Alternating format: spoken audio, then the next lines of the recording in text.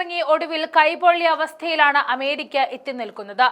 ലോകത്തിന്റെ ആശങ്ക ഉണർത്തി ഇറാനെ ആക്രമിക്കാൻ വരെ അമേരിക്ക പദ്ധതിയിട്ടിരുന്നുവെങ്കിലും സ്വന്തം രാജ്യത്ത് നിന്നുമുള്ള എതിർപ്പുകൾ കാരണം ഒടുവിൽ അമേരിക്കയ്ക്ക് പിന്തിരിയേണ്ടി വന്നു.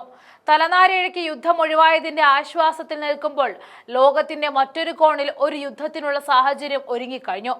എതിർചേരിയിൽ നിൽക്കുന്നത് ചൈന തന്നെ. തായ്വാനെ കീഴടക്കാനുള്ള നീക്കം ചൈന നടത്തുമ്പോൾ പ്രതിരോധിക്കാൻ പടക്കപ്പലുകൾ അയച്ചിരിക്കുകയാണ് അമേരിക്ക. ചൈനയുടെ തൊട്ടയൽപക്കത്തെ രാജ്യം ആയതുകൊണ്ട് തന്നെ അമേരിക്കയ്ക്ക് പതിറ്റാണ്ടുകളായി തായ്വാനുമായി ശക്തമായ സൈനിക ബന്ധമുണ്ട്.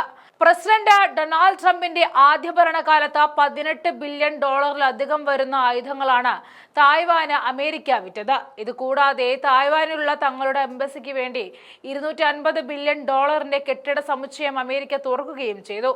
അമേരിക്ക തായ്വാനുമായുള്ള ബന്ധം ശക്തമാക്കുന്നതിന്റെ സൂചനകളായിരുന്നു ഇത്.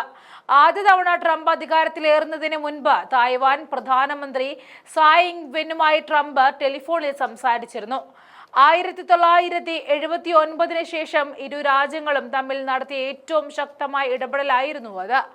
അധികാരത്തിലിരിക്കെ ക്യാബിനറ്റ് അംഗം ഉൾപ്പെടെയുള്ള നിരവധി ഉന്നത ഭരണ ഉദ്യോഗസ്ഥരെ തായ്പേയിലേക്ക് അയക്കുകയും തായ്വാൻ കേന്ദ്രീകരിച്ച് പ്രവർത്തിക്കാൻ നിർദ്ദേശം നൽകുകയും ചെയ്തു. തായ്വാനുമായി സാംസ്കാരിക, വാണിജ്യ, സൈനിക ബന്ധങ്ങൾ നിലനിർത്തുമെന്നും സ്വയം പ്രതിരോധത്തിനായി തായ്വാൻ ആയുധങ്ങൾ വിൽക്കാൻ പ്രതിബദ്ധത ഉണ്ടെന്നും അമേരിക്ക നേരത്തെ തന്നെ വ്യക്തമാക്കിയിട്ടുണ്ട്. തായ്വാനെ ചൈനയുടെ പരമാധികാരത്തിന് കീഴിൽ കൊണ്ടുവരിക എന്നതാണ് അവരുടെ പ്രാഥമിക ലക്ഷ്യം. അതിനുവേണ്ടി സൈനിക നടപടികളടക്കം ചൈന നടത്തുമ്പോൾ തടയുമെന്ന പ്രഖ്യാപനമാണ് അമേരിക്ക നടത്തുന്നത്. അതേസമയം ചൈനയ്ക്ക് മേൽ സൈനിക നീക്കം അമേരിക്ക നടത്തുമെന്ന റിപ്പോർട്ടുകൾ വന്നതിന് പിന്നാലെ പ്രതിരോധത്തിനുള്ള ഒരുക്കങ്ങൾ തുടങ്ങിയിരിക്കുകയാണ് ജപ്പാൻ. ചൈനയുമായുള്ള അമേരിക്കയുടെ സംഘർഷം യുദ്ധത്തിലെത്തിയാൽ ഏറ്റവും കൂടുതൽ പരിക്കേൽക്കുന്നത് ജപ്പാനായിരിക്കും. അതുകൊണ്ട് തന്നെ ഇപ്പോഴേ അത് തടയുന്നതിനുള്ള നടപടികൾ ജപ്പാൻ തുടങ്ങിക്കഴിഞ്ഞു.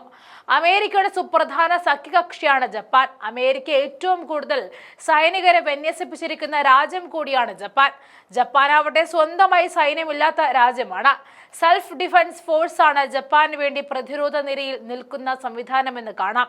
2027 തായ്വാനെ ബലം പ്രയോഗിച്ച് പിടിച്ചെടുക്കാൻ ചൈനീസ് പ്രസിഡന്റ് ഷി ജിൻപിങ് നിർദ്ദേശം നൽകിയിട്ടുണ്ടെന്നും ഉദ്യോഗസ്ഥർ അറിയിച്ചിട്ടുണ്ട്. ചൈനീസ് സൈന്യം പരിശീലനത്തിലാണെന്നും ആക്രമണം അസന്നമായിരിക്കുമെന്നുമാണ് സിംഗപ്പൂർ ഉച്ചകോടിയിൽ US പ്രതിരോധ സെക്രട്ടറി പീറ്റ് ഹെഗ്സെറ്റ് ആരോപിച്ചത്. സമീപകാല പശ്ചിമേഷ്യൻ പ്രതിസന്ധിയുടെ കണക്കെടുക്കുമ്പോൾ US ചൈന സംഘർഷം യുദ്ധത്തിലേക്ക് നീങ്ങാനുള്ള സാധ്യത തള്ളിക്കളയാനാകില്ല എന്നാണ് നിരീക്ഷകരും പറയുന്നത്.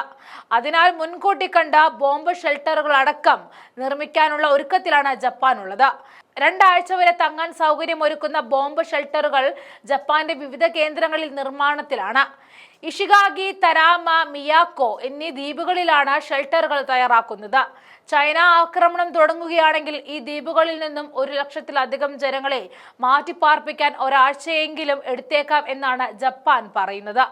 അതുകൊണ്ട് ജനങ്ങളെ ഇത്തരം അടിയന്തര ഷെൽട്ടറുകളിൽ താൽക്കാലിക അഭയം നൽകുവാനും ജപ്പാൻ ലക്ഷ്യം വെക്കുന്നുണ്ട്.